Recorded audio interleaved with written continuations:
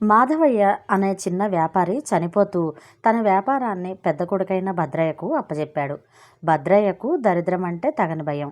అతను అందుకే పెళ్లి కూడా చేసుకోలేదు. కడుపు నిండే తినేవాడు కూడా కాదు. అతని తమ్ముడు గోపయ్యకు సుఖంగా బతకాలని ఉండేది. కానీ అన్న పెత్తనం కావడం చేత కిక్కురమనకుండా ఉండేవాడు. తాను ఎంత జాగ్రత్తగా ఉన్నా తన సంపద పెరక్కపోవడము, తన ఊళ్ళోనే ఉన్న విష్ణువర్మ అనే వ్యాపారి నానా ధర్మాలు చేసి విలాసాలతో ఎంత ఖర్చు చేస్తున్నా అతడి సంపద పెంచుకుంటూ పోవడము చూసి భద్రయ్య విష్ణువర్మను కారణం అడిగాడు.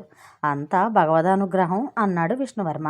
ఆ మాట విని భద్రయ్య తన ఇంట్లో దేవుడికి పూజ చేసి 5 పైసలు దేవుడి ముందు పెట్టాడు. మర్నాటికి ఆ 5 పైసల స్థానంలో 10 పైసలు ఉన్నది. ఆ మర్నాడు 10 పైసలు పెడితే అది 20 పైసలై భగవంతుడు తనను ఎలా అనుగ్రహిస్తున్నా